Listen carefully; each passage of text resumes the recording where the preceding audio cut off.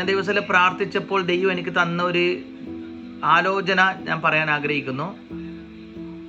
മർക്കോസിന്റെ സുവിശേഷം 5-ാം അധ്യായം 22 മുതൽ താഴോട്ടുള്ള വാക്യങ്ങൾ.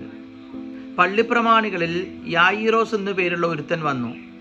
അവനെ കണ്ട് കാൽക്കൽ വീണു, എൻ്റെ കുഞ്ഞുമകൾ അത്യാസനത്തിലിരിക്കുന്നു, അവൾ രക്ഷപ്പെട്ട് ജീവിക്കേണ്ടതിന് നീ വന്ന് അവളുടെ മേൽ കൈവെക്കണമേ എന്ന് വളരെ അപേക്ഷിച്ചു. 2 വ്യക്തികളെ നാം ഇവിടെ കാണുവാൻ സാധിക്കുന്നു. ഒന്ന് പള്ളിപ്രമാണിയായ യായിറോസ്, രണ്ടാമത് രക്തസ്രാവമുള്ള ഒരു സ്ത്രീ. ഇവർ 2 പേരും യേശുവിന്റെ അടുക്കലേക്ക് വരികയാണ്. ഇവർ 2 പേർക്കും ആവശ്യം രോഗശാന്തിയാണ്. സ്തോത്രം. ഇതിൽ ഒന്നാമത്തെ ആള് പള്ളിപ്രമാണിയായിരുന്നു, സിനഗോഗ് റൂളർ എന്ന് പറയും. പള്ളിയുടെ എല്ലാ പ്രമാണങ്ങളെ, എല്ലാ കാര്യങ്ങളും നോക്കി നടത്തുവാൻ അധികാരം ഏൽപ്പിക്കപ്പെട്ട വ്യക്തിയായിരുന്നു അദ്ദേഹം. സ്തോത്രം. പള്ളിയിലെ ആരാധന, അവിടെ ആളുകളെ ശുശ്രൂഷകന്മാരെ ഇൻവൈറ്റ് ചെയ്യുക, സാമൂഹ്യപരമായി വളരെ ഉയർന്ന തലത്തിൽ നിൽക്കുന്ന വ്യക്തിയായിരുന്നു യായിറോസ്. അദ്ദേഹത്തിന് സമൂഹത്തിൽ സ്ഥാനവും ആവശ്യത്തിന് പണവും എല്ലാം ഉണ്ടായിരുന്നു.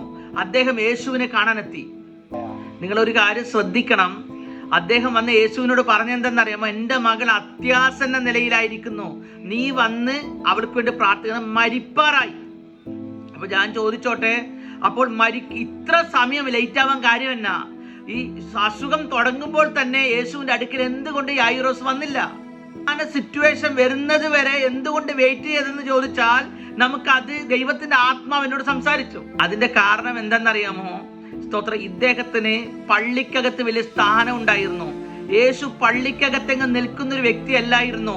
പള്ളിക്കകത്തു നിന്നുള്ള ഉണർവൊക്കെയും വെളിയിൽ നിന്ന് യേശു ചെയ്തുകൊണ്ടിരിക്കുമ്പോൾ യേശുവിന്റെ അടുക്കിലേക്ക് വരുന്നത് ഇദ്ദേഹത്തിന് പെർമിഷൻ കിട്ടി കാണത്തില്ല. ലൂക്കോസ് 4:28 വായിച്ചാൽ നമുക്ക് അവിടെ കാണാം. ഇതിന്റെ അർത്ഥമുണ്ട്. പള്ളിയിലുള്ളവർ എല്ലാവരും ഇത് കേട്ടിട്ട് കോപം നിറഞ്ഞവരായി അവനെ പട്ടണത്തിന് പുറത്താക്കി അവരുടെ പട്ടണം പണിതിരുന്ന മലയുടെ വക്കോളം കൊണ്ടുപോയി തല കീഴായി തള്ളിയിടാൻ ഭാവിച്ചു. അവനോ അവരുടെ നടുവിൽ കൂടെ കടന്നു. എന്ന് വെച്ചാൽ യേശുവിനെ പള്ളിക്കകത്ത് കയറ്റത്തില്ലായിരുന്നു, യേശു പള്ളിക്ക് പുറത്തായിരുന്നു. തീരെ നിവൃത്തിയില്ലാത്തത് കൊണ്ടാണ് അദ്ദേഹം യേശുവിന്റെ അടുക്ക വന്നത്. പള്ളിയിലുള്ള ആളുകളൊക്കെ പിണക്കിക്കൊണ്ടാണ് യേശുവിന്റെ അടുക്കലേക്ക് വന്നത്. ഞാൻ ഇന്ന് പകൽക്കാലം ഒരു ദൂത് പറയട്ടെ, നിങ്ങളോടൊരു പ്രവചനം പറയട്ടെ. യേശുവിന്റെ അടുക്കലേക്ക് വരുമ്പോൾ നിങ്ങളെ തടയുന്ന ഒരുപാട് കാര്യങ്ങൾ എഴുന്നേറ്റ് വന്നേക്കാം. പക്ഷേ നിങ്ങൾക്ക് രോഗശാന്തി വരണമെന്നുണ്ടെങ്കിൽ, നിങ്ങളുടെ കുടുംബം വിടുവിക്കപ്പെടണമെന്നുണ്ടെങ്കിൽ ഇന്ന് പകൽക്കാലം യേശുവിന്റെ അടുക്കലേക്ക് നീ വരാൻ തയ്യാറാകുക. യേശു നിന്നെ സൗഖ്യമാക്കാൻ ആഗ്രഹിക്കുന്നു. ഉണർവിനെതിരെ നിൽക്കുന്ന ഒരു വിഭാഗത്തിന്റെ ഇടയിൽ നിനക്ക് വിടുതലില്ല. ഉണർവിന് വേണ്ടി നിൽക്കുന്ന കൂട്ടത്തിന്റെ മധ്യത്തിൽ ശക്തിയേറി വിടുതലുകൾ വ്യാപരിക്കും. യേശു വരുമ്പോൾ കോപിക്കുന്ന കൂട്ടത്തിന്റെ മധ്യത്തിൽ യായിറോസിന്റെ മകൾ മരണത്തോടടുത്തു. യേശുവിന്റെ കാൽക്കൽ വീണ യായിറോസിന്റെ കൂടെ യേശു ഭവനത്തിലോട്ട് കടന്നു ചെല്ലുക. അപ്പോഴാണ് അടുത്തൊരു ട്വിസ്റ്റ് സംഭവിക്കുന്നത്. സ്തോത്രം. ഈ പോകുന്ന വഴിയിൽ ഒരു രക്തസ്രാവക്കാരിയ സ്ത്രീ യേശുവിന്റെ അടുക്കലേക്ക് വന്നു. നിങ്ങൾക്കൊരു കാര്യം അറിയാമോ? അന്നത്തെ കാലത്ത് രക്തസ്രാവമുള്ള സ്ത്രീകൾ പുതിയ നിയമ കാലഘട്ടത്തിന്റെ ആരംഭമായിരുന്നു അന്ന്. സ്തോത്രം. സമൂഹത്തിന്റെ മധ്യത്തിലേക്ക് വരരുത്. അവർ എല്ലാ രീതിയിലും ഒറ്റപ്പെട്ടവരായിരുന്നു. സമൂഹത്തെ അകറ്റി നിർത്തിയ കൂട്ടരായിരുന്നു രക്തസ്രാവക്കാരികൾ.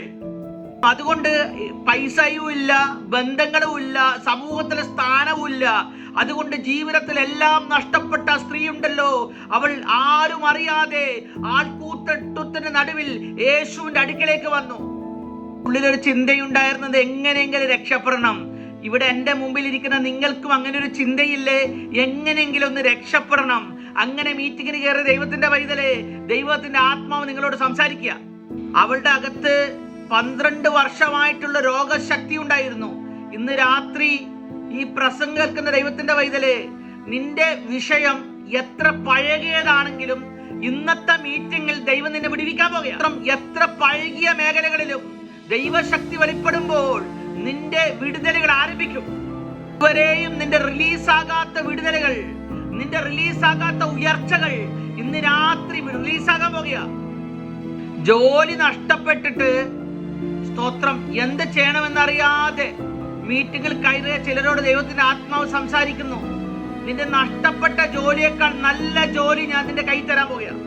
സ്തോത്രം. പൈസ ഇല്ലാതെ ബുദ്ധിമുട്ടുന്ന ചില കുടുംബങ്ങൾക്കകത്ത് ദൈവത്തിന്റെ കലവറകൾ തുറക്കാൻ പോകുന്നു. ശത്രു അടച്ചു കളഞ്ഞ നന്മയുടെ മേഖലകൾ ഇന്ന് രാത്രി ദൈവം തുറക്കാൻ പോകുകയാണ്. യായിറോസിന് എല്ലാം ഉണ്ടായിരുന്നു, സ്തോത്രം.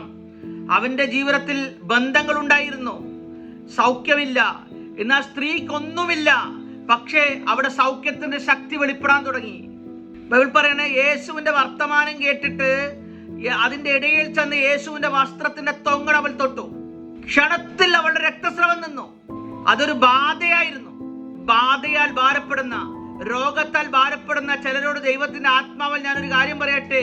നിന്നെ ദൈവം സൗഖ്യമാക്കാൻ പോകുകയാ. നിന്നെ ദൈവം സൗഖ്യമാക്കാൻ പോകുന്നു. ദൈവത്തിന്റെ കരം നിങ്ങളുടെ മുകളിൽ വെളിപ്പെടാൻ പോകുകയാ. വിശ്വാസത്തോടു കൂടി ഏറ്റെടുത്തോ. ഇന്ന് ഈ മീറ്റിംഗ് കഴിഞ്ഞ് എഴുന്നേൽക്കുമ്പോൾ നിന്റെ ശരീരത്തിലെ രോഗങ്ങൾ നിന്നെ വിട്ടുമാറും. ചില ബന്ധനങ്ങളെ യേശു എടുത്തു മാറ്റുന്നു. ഇവിടെ ബൈബിൾ പറയുകയാണ്, സ്തോത്രം, ആ സ്ത്രീ എന്ത് ചെയ്തെന്നറിയാമോ? അപ്പോൾ മനസ്സിലാക്കി തനിക്ക് സൗഖ്യം കിട്ടിയെന്ന്. ഇവിടെ ഇരിക്കുന്ന ചില ആളുകൾ മനസ്സിലാക്കാൻ പോവുകയാണ് ശരീരത്തിൽ സൗഖ്യം വ്യാപരിക്കുന്നത്. ശരീരത്തിന്റെ അകത്ത് ഡോക്ടർമാർക്ക് കണ്ടെത്താൻ പറ്റാത്ത ചില രോഗങ്ങളെ യേശു സൗഖ്യമാക്കിയ അതൊരു ബാധയാണെന്ന് ദൈവാത്മാവ് പറയുന്നു. അടുത്തൊരു ചോദ്യം ഞാൻ ചോദിക്കട്ടെ. ഇവൾക്ക് ബന്ധങ്ങളില്ല, ഇവൾ ഒറ്റപ്പെട്ടവളാണ്, ഇവൾക്ക് പൈസ ഇല്ല, സ്തോത്രം. യായിറോസിന് എല്ലാം ഉണ്ട്. പക്ഷേ യായിറോസിന് കിട്ടുന്നതിന് മുന്നമേ ഇവർക്ക് വിടുതല കിട്ടി. അങ്ങനെ ആണെങ്കിൽ ഞാനൊരു ദൂത് പറയട്ടെ. നിങ്ങൾ എത്ര പാവപ്പെട്ട വ്യക്തിയാണെങ്കിലും, ആരെല്ലാം നിങ്ങളെ സഹായിക്കാനില്ലെങ്കിലും, വിശ്വസിച്ചാൽ ഇന്ന് രാത്രി യേശുവിനെ തൊടാൻ തയ്യാറായാൽ നിങ്ങൾ വിടുതലോടുകൂടെ എഴുന്നേൽക്കാൻ പോകുന്നു. നിങ്ങളുടെ കയ്യിൽ പൈസ ഇല്ലെങ്കിലും വിസ ദൈവം തരാൻ ശക്തനാണ്, സ്തോത്രം. നിങ്ങൾക്ക് അഡ്മിഷന് വേണ്ടി ബന്ധങ്ങളില്ലെങ്കിലും നല്ല യൂണിവേഴ്സിറ്റിയിൽ അഡ്മിഷൻ തരാൻ ദൈവം ശക്തനാണ്. ഇന്ന് രാത്രിയിലെ മീറ്റിംഗിൽ വിശ്വാസത്തോടുകൂടി ആര് തൊടുവാൻ തയ്യാറാണോ അവനെ ഉയർത്തുവാൻ യേശു ഇന്ന് രാത്രി ഇവിടെ വന്നിട്ടുണ്ട്. 12 വർഷം പഴക്കമുള്ള രക്തസ്രവം അടുത്ത 10 ദിവസം കാത്തു നിൽക്കേണ്ട വന്നില്ല. ഓൺ ദ സ്പോട്ടിൽ സൗഖ്യമായി. അങ്ങനെയാണെങ്കിൽ ഇന്ന് രാത്രി യായിറോസ് കാത്തു നിന്നാലും നീ കാത്തു നിൽക്കേണ്ട വരത്തില്ല. ചിലർ ക്യൂ നിൽക്കേണ്ട വന്നാലും നിനക്ക് ക്യൂ നിൽക്കേണ്ട വരത്തില്ല. നിനക്ക് കിട്ടേണ്ട കാര്യങ്ങൾ ഈ സെക്കൻഡിൽ തന്നെ ദൈവം റിലീസ് ചെയ്യാൻ പോകുകയാ. സ്ത്രീ സൗഖ്യമായ ഉടനെ 13-ാം വാക്യത്തിൽ 12-ാം വാക്യത്തിൽ യേശു ചോദിക്കുന്ന ഒരു ചോദ്യമുണ്ട്. ഉടനെ യേശു 30-ാം വാക്യം, ഉടനെ യേശു തങ്കിൽ നിന്ന് ശക്തി പുറപ്പെട്ടു എന്ന് ഉള്ളിൽ അറിഞ്ഞിട്ട് പുരുഷാരത്തിൽ തിരിഞ്ഞു, എന്റെ വസ്ത്രം തൊട്ടതാരെന്ന് ചോദിച്ചു. ഞാൻ നിങ്ങളോടൊരു ദൂത് പറയാം, സ്തോത്രം. ഇന്ന് വിശ്വാസത്തോടു കൂടെ നീ തൊട്ടാൽ ചത്ത ജീവനില്ലാത്തതിന് പോലും ജീവൻ വെക്കാനിടയായിത്തീരും. വിശ്വാസത്തോടെ നീ തൊടുമ്പോൾ ജീവനില്ലാത്തതിനും ജീവൻ വയ്ക്കും. നിന്റെ സ്തോത്രം അനങ്ങാത്ത കൈയുണ്ടല്ലോ, ചലിക്കാത്ത ശരീരഭാഗങ്ങൾ ഇന്ന് രാത്രി മൂയ പോകുക. വസ്ത്രത്തിൽ ജീവനില്ല, പക്ഷേ വിശ്വാസം വ്യാപരിച്ചപ്പോൾ വസ്ത്രത്തിൽ കൂടെ ശക്തി വെളിപ്പെട്ടു. അങ്ങനെയാണെങ്കിൽ ഇന്ന് നിന്റെ ജീവിതത്തിൽ നീ ആയിരിക്കുന്ന സ്ഥലത്ത് സ്തോത്രം നിനക്ക് ഒരിക്കലും ജീവനില്ലെന്ന് പറഞ്ഞ ചില മേഖലകളിൽ ദൈവത്തിന്റെ ജീവൻ വ്യാപരിക്കാൻ പോകുക. യേശുവിന്റെ നാമത്തിൽ ചില കുടുംബങ്ങൾക്കകത്ത് ദൈവശക്തിയുടെ വ്യാപാരം വെളിപ്പെടുക. ഈ സ്ത്രീക്കും യേശുവിനും മാത്രമേ കാര്യത്തിന്റെ മർമ്മം അറിയത്തുള്ളൂ. ബാക്കി എല്ലാവരും കാണികളായി നോക്കി നിൽക്കുക. ഞാനൊരു ദൂത് പറയട്ടെ. നിന്റെ ചുറ്റുവട്ടമുള്ളവർക്ക് നിന്റെ വിശ്വാസത്തിന്റെ വലിപ്പം മനസ്സിലാകത്തില്ല. പക്ഷേ സ്തോത്രം, നിന്റെ വിശ്വാസത്തിൽ കൂടെ നിന്റെ സൗഖ്യവും നിന്റെ വിടുതലും വ്യാപരിക്കുന്നത് അവർ കാണാൻ പോകുക. നീ വിശ്വസിക്കുന്നത് ലോകം കാണാൻ പോകുന്നു.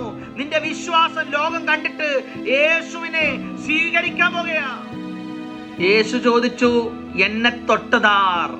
സ്തോത്രം. എന്നാ അടുത്ത് നിൽക്കുന്നവർക്ക് ചോദിച്ചു, യേശു എന്നാ മണ്ടൻ ചോദ്യം ചോദിക്കുന്നത്? ഇത്രയും ജനക്കൂട്ടം അങ്ങേ തിക്കുമ്പോൾ തള്ളുമ്പോൾ നിന്നെ തൊട്ടതാരെന്നാണോ? യേശു പറഞ്ഞു, ഇല്ല, എന്നെ ആരോ വിശ്വാസത്താൽ തൊട്ടു. ബാക്കി തൊടലെല്ലാം സാധാരണ തൊടലാകുമ്പോൾ വിശ്വാസത്തോടെ തൊട്ടപ്പോൾ എൻ്റെ അകത്തുനിന്ന് ഒരു ശക്തി വ്യാപരിച്ചു. ഇന്ന് രാത്രി വിശ്വാസത്തോടു കൂടെ ഈശോയിലെ ഒരു ശക്തി നിങ്ങളുടെ ഭവനത്തിൽ വെളിപ്പെടാൻ പോകുന്നു. യേശുവിന്റെ നാമത്തിൽ വിശ്വാസത്തോടു കൂടെ നീ ആയിരിക്കുന്നിടത്ത് പ്രാർത്ഥിക്കുമ്പോൾ ഒരു രോഗശാന്തി, ഒരു സൗഖ്യം, സാമ്പത്തിക വിടുതലുകൾ യേശു കൽപ്പിക്കാൻ പോകുക.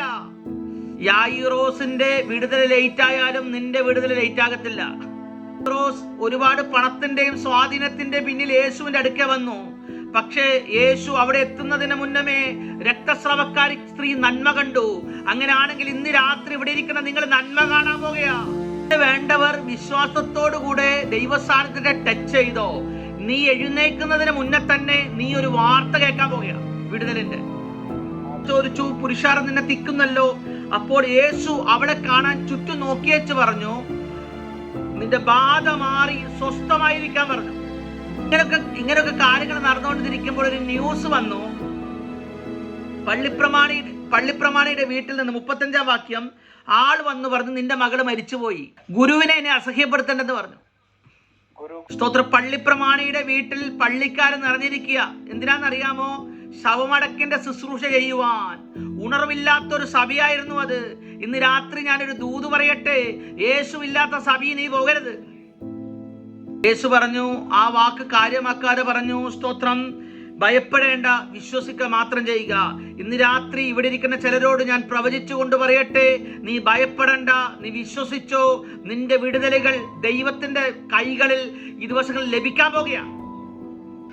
ജോലിയില്ലാതെ ഭാരപ്പെട്ട് ഭയപ്പെട്ട് നീ ഇരിക്കുന്നെങ്കിൽ ഇന്ന് രാത്രി നീ ഭയപ്പെടണ്ട, നീ വിശ്വസിച്ചോ. രോഗത്താൽ നീ ഭാരപ്പെട്ട് ഭയപ്പെട്ടിരിക്കുന്നെങ്കിൽ നീ ഭാരപ്പെടാതെ വിശ്വസിച്ചോ. ഇന്ന് രാത്രി നീ ദൈവത്തിന്റെ നന്മ കാണാൻ പോകുക. പള്ളിപ്രമാണിയുടെ വീട്ടിലോട്ട് ഇനി പോകണ്ട, മരണം നടന്നെന്ന് അവർ പറഞ്ഞു. 38-ാം വാക്യത്തിലോട്ട് വരുമ്പോൾ പള്ളിപ്രമാണിയുടെ വീട്ടിൽ വന്നാല് ആരവാരത്തെയും വളരെ കരഞ്ഞു വിലപിക്കുന്നവരെയും കണ്ടു. രക്തസ്രവക്കാരി സ്ത്രീയെ നോക്കിയിട്ട് എന്നെ നീ തൊട്ടോ എന്ന് ചോദിച്ച അതേ യേശു അതേ ആത്മശക്തിയോട് കൂടെ ഒരു ചോദ്യം ഇവിടെ ചോദിക്കുകയാണ്, നിങ്ങളുടെ ആരവാരവും കരച്ചിലും എന്തിന്? കുട്ടി മരിച്ചിട്ടില്ല, കുട്ടി ഉറങ്ങുന്നത്രേ. ചിലര് പറയുകയാണ്, എല്ലാം തീർന്നു, മരിച്ചു, അവസാനിച്ചു, ഇനി എനിക്കൊരു എഴുന്നേപ്പില്ല. യേശു അവരെ നോക്കി പറയുന്നു, ഇല്ല, മരിച്ചിട്ടില്ല, ഉറങ്ങുന്നത്രേ, നീ എഴുന്നേക്കാൻ പോകുന്നു. യേശു പറയുകയാണ്, ഇല്ല, മരിച്ചിട്ടില്ല, നിന്റെ ചാപ്റ്റർ ക്ലോസ് ആയിട്ടില്ല, നിന്റെ പുതിയൊരു ചാപ്റ്റർ സ്റ്റാർട്ട് ചെയ്യാൻ പോകുന്നു. യേശുവിന്റെ നാമത്തിൽ ഇവിടെ ഇരിക്കുന്ന എല്ലാവരുടെയും ജീവിതത്തിൽ പുതിയൊരു ചാപ്റ്റർ സ്റ്റാർട്ട് ചെയ്യാൻ പോകുക. നീ ക്ലോസ് ആയി എന്ന് സാത്താൻ പറയുമ്പോൾ യേശു പറയുന്നു, നീ സ്റ്റാർട്ട് ചെയ്യാൻ പോകുന്നു. യേശു പറയുകയാണ്, സ്തോത്രം, എല്ലാവരും പുറത്താക്കി. യേശു എല്ലാവരും പുറത്താക്കിയിട്ട് അപ്പനെയും അമ്മയും മാത്രം കൂട്ടി, ശിഷ്യന്മാരെ മാത്രം കൂട്ടി ആ കുട്ടിയുടെ അടുക്കൽ ചെന്ന് വീടിന്റെ ഡോർ അങ്ങോട്ട് അടച്ചു. ഇന്ന് പകൽക്ക് രാത്രിക്കാലം ഞാനൊരു കാര്യം പറയാം, അവിശ്വസിക്കുന്നവനെല്ലാം നീ പുറത്താക്കണം. നിന്റെ അവിശ്വാസത്തെ എല്ലാം നീ പുറത്താക്കണം. നിന്നെ സ്തോത്രം പരിഹസിക്കുന്നവരെ എല്ലാം നീ പുറത്താക്കണം. ഇന്ന് രാത്രി വിശ്വസിക്കുന്നവരുടെ കൂടെ മാത്രം നീ കൂടാൻ തയ്യാറാകുക.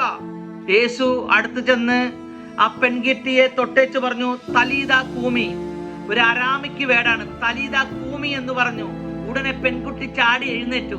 അവൾ എഴുന്നേറ്റ് നടന്നു. സ്തോത്രം. അവൾ മരിച്ച വ്യക്തിയായിരുന്നു, പക്ഷെ യേശു തൊട്ടപ്പോൾ എഴുന്നേറ്റു. അങ്ങനാണെങ്കിൽ ഇന്ന് രാത്രി ഞാൻ നിങ്ങളെ നോക്കി പ്രവചിച്ചു കൊണ്ട് പറയുന്നു, തലീദ കൂമി, എഴുന്നേൽക്ക. ദൈവാത്മാവ് ചിലരെ എഴുന്നേൽപ്പിക്കാൻ പോകുകയാ.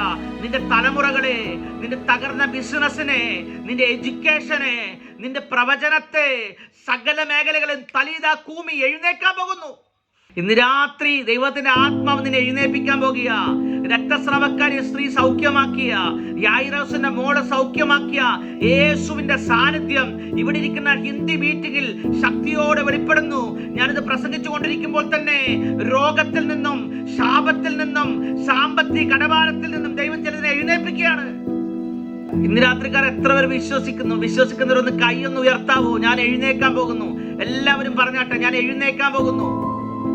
ഇന്ന് രാത്രി ദൈവം ഇവിടെ ഇരിക്കുന്ന ചില കുടുംബങ്ങളെ, തകർന്ന കുടുംബങ്ങളെ റീസ്റ്റോർ ചെയ്യാൻ പോകുകയാണ്. തലീദ കൂമി, എഴുന്നേറ്റ് വരിക. രോഗികളായിട്ട് വന്നവരുണ്ടെങ്കിൽ രോഗമുള്ള ഭാഗത്ത് കൈവച്ചോ, യേശു നിങ്ങളെ സൗഖ്യമാക്കുന്നു.